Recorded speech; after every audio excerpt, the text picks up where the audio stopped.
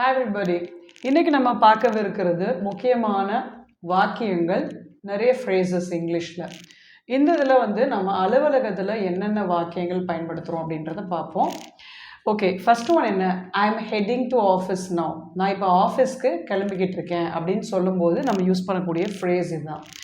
ரெண்டாவது, I need to take a sick leave today. இன்னைக்கு உங்களுக்கு உடம்பு முடியல அப்படின்னா நான் கண்டிப்பாக லீவே எடுத்தாகணும் அப்படின்னு சொல்லும்போது நம்ம பயன்படுத்திக்கலாம்.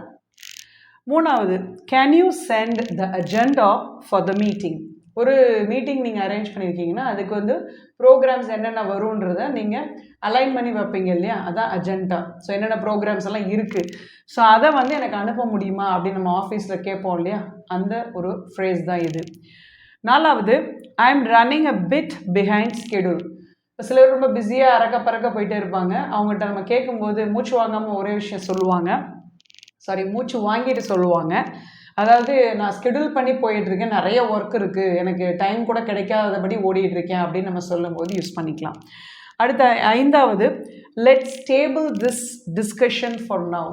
இது வந்து பார்த்திங்கன்னா எல்லாரோடையும் சேர்ந்து உட்காந்து கலந்துரை ஆடல் சொல்லுவோம் இல்லையா, ஸோ கலந்துரைப்பது அப்படின்றத அடிப்படையில் நம்ம சொல்லக்கூடிய ஃப்ரேஸ். அடுத்து sixth one, let's touch base later. So touch base அப்படின்றது என்னென்னா, மறுபடியும் உங்களை தொடர்பு கொள்கிறேன் அப்படின்னு சொல்லி நம்ம ஃபோனில் பேசினாலோ அல்லது மீட்டிங்கில் ஒரு தெரியாத ஒரு நபர்களை நம்ம சந்தித்து பேசி நல்லா அவங்க ஒரு பிஸ்னஸ் ஃப்ரெண்ட் ஆகிட்டாங்க அப்படின்னா அவங்கள பார்த்து சொல்லும்போது மறுபடியும் சந்திப்போம் அப்படின்னு சொல்லும் போது அந்த இது நம்ம இந்த ஃப்ரேஸ் யூஸ் பண்ணிக்கலாம். Seventh one, can you please set up a meeting with team. So இந்த இடத்துல வந்து பார்த்தீங்கன்னா ஒரு மீட்டிங் அரேஞ்ச் பண்ண சொல்கிறது, இது ரெடி பண்ணுங்க, மீட்டிங் வந்து ஏற்பாடு பண்ணுங்க நம்ம சொல்லுவோம், அதான் செட்டப் அப்படின்னு சொல்கிறது. Eighth one, can you send me the minutes of last meeting.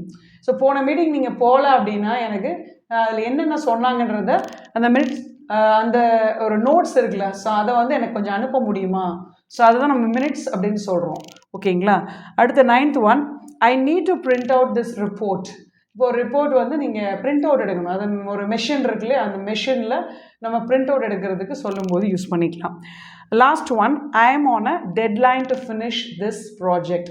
ஒரு ப்ராஜெக்ட் கொடுத்துட்டு இந்த நாள் தான் கடைசி நாள், இதுக்குள்ளே நீங்கள் முடிக்கணும் அப்படின்போது நீங்கள் சொல்லுவீங்க இன்றைக்கி தான் கடைசி நாள், இந்த ப்ராஜெக்டை முடிக்கக்கூடிய கடைசி நாள் அப்படின்னு சொல்லலாம்.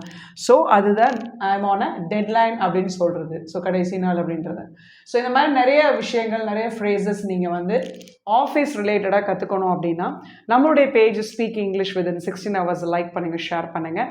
தொடர்ச்சியாக நம்மளுடைய பாசிபிள் இங்கிலீஷ் யூடியூப் சேனலை ஃபாலோ பண்ணுங்கள், சப்ஸ்கிரைப் பண்ணிக்கோங்க.